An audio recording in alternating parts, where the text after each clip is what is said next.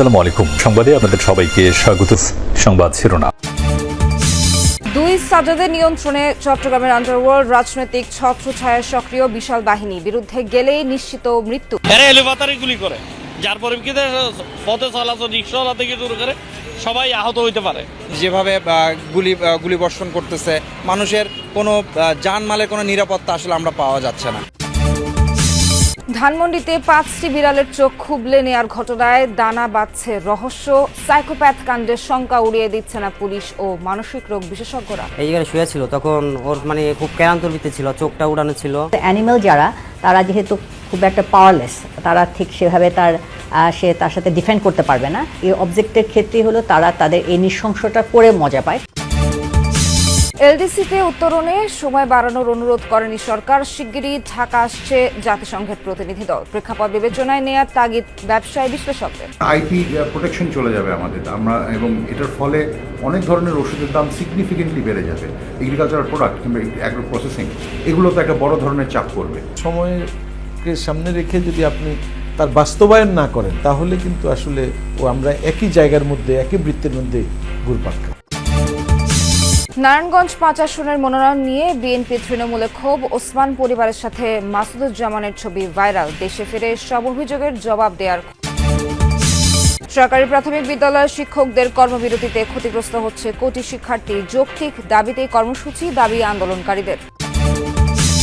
বড় সাজ্জাদ বিদেশে, ছোট সাজ্জাদ কারাগারে, অথচ চট্টগ্রামে আন্ডারওয়ার্ল্ডের অন্যতম নিয়ন্ত্রক এই দুই সাজ্জাদ। গুরু শিষ্যের বিরুদ্ধে গেলেই নিশ্চিত মৃত্যু, যার সর্বশেষ প্রমাণ সরোয়ার বাবলা হত্যাকাণ্ড। অন্ধকার জগতে এখন তাদের একচ্ছত্র আধিপত্য। আছে রাজনৈতিক ছত্রছায়া, অস্ত্র ভান্ডার ও বিশাল বাহিনী, যারা শহর ও বিভিন্ন উপজেলায় সক্রিয়।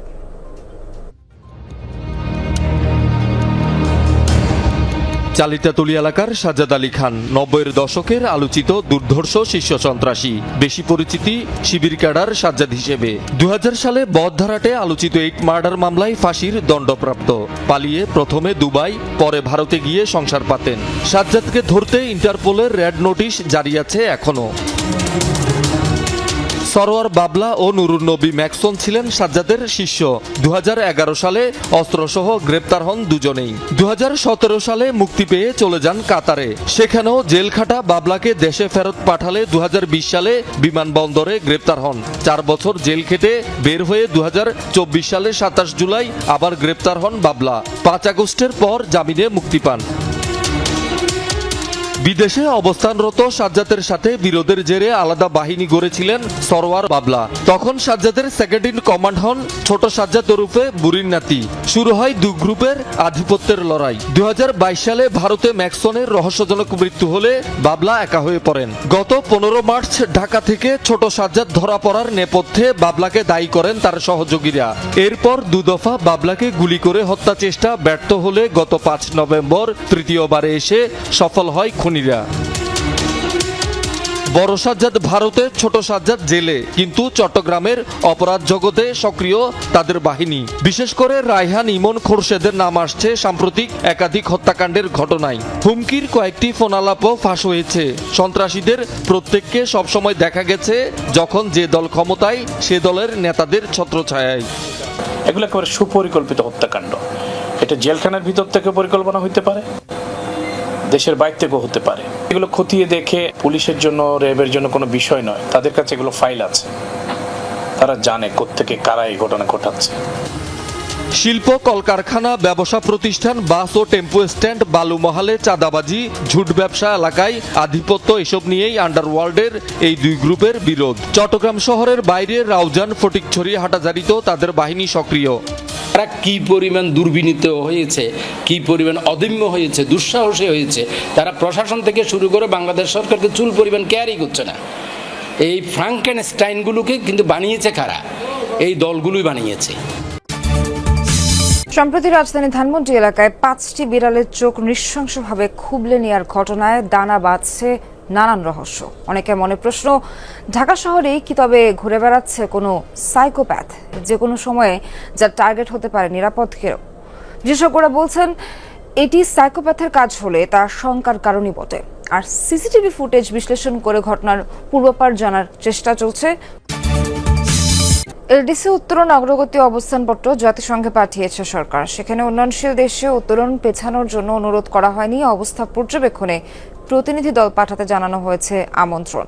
বাণিজ্য সচিব জানান, চিঠিতে ব্যবসায়ীদের উদ্বেগ তুলে ধরা হয়েছে। বিশ্লেষকরা বলছেন, 3 সূচকে উত্তোলন হলেও বর্তমান প্রেক্ষাপট বিবেচনায় নেওয়া জরুরি। ব্যবসায়ীদের দাবি, উৎপাদন এখনো স্বাভাবিক হয়নি, টিকে থাকাই এখন কঠিন।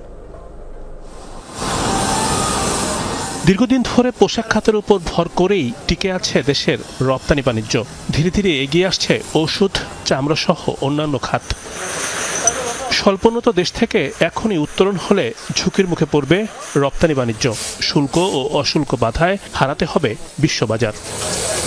পূর্ব ঘোষণা অনুযায়ী 2026 সালের নভেম্বর মাসে স্বল্পোন্নত বা এলডিসি থেকে উন্নয়নশীল দেশের কাতারে পৌঁছাবে বাংলাদেশ। উত্তোলনে আপত্তি দিয়েছে ব্যবসায়ীদের একাধিক সংগঠন। এরই মধ্যে জাতিসংঘে অবস্থানপত্র পাঠিয়েছে সরকার। বর্ধিত সময় না চেয়ে সেখানে নেওয়া হয়েছে কৌশলী ভূমিকা। আমরা আমাদের যেটা পজিশন পেপার সেটা আপনার পাঠানো হয়েছিল, পাঠানোর পরে তাদের টিম আসবে ইত্যাদি। রাষ্ট্র হিসেবে তো আমরা আগে রিকোয়েস্ট করে এটা করেছি। এখন এসে যে আমরা চাই না ওই কথা তো বলার কোনো সুযোগ নাই। কাজে ওইটা বিফিটিং ম্যানারে যেভাবে বলার সেইভাবে বলতে হবে, তো আমরা সেইভাবে বলেছি। উদ্যোক্তারা বলছেন, ব্যবসা এবং বিনিয়োগ পরিস্থিতি এখন নাজুক। পরিবর্তিত এই সময়ে দরকার নীতি সহায়তা। এলডিসি উত্তোলন হলে সেই ধাক্কা সামলানো কঠিন হবে। কাস্টম রেভিনিউ কমে আসবে, সেটার জন্য আসলে আপনাকে কাউন্টার এন্টি ডাম্পিং ডিউটি দিতে হবে। সেটার জন্য একটা প্রসেস আছে, সেই প্রসেসটা রেডি না থাকলে আপনার তার মানে আপনি 2-3 বছরের একটা বড় ধরনের ধাক্কা কিন্তু পড়বে। আপনার আইপি প্রোটেকশন চলে যাবে আমাদের এবং এটার ফলে অনেক ধরনের ওষুধের দাম সিগনিফিকেন্টলি বেড়ে যাবে।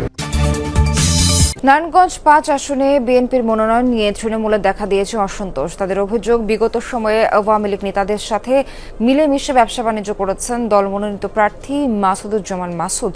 ওসমান পরিবারের সদস্য ও আওয়ামী লীগ নেতাদের সাথে ঘনিষ্ঠ ছবি ভাইরাল হয়েছে সামাজিক যোগাযোগ মাধ্যমে। সদ্য দলে যোগ দেয়া একজন ব্যবসায়ীকে মনোনয়ন দেওয়ার সিদ্ধান্ত নিয়ে প্রশ্ন তুলেছেন নেতাকর্মীরা। তবে বিএনপি মনোনীত প্রার্থীর দাবি, ওসমান পরিবার ভয় ভীতি দেখিয়ে বিভিন্ন অনুষ্ঠানে যেতে বাধ্য করত তাকে।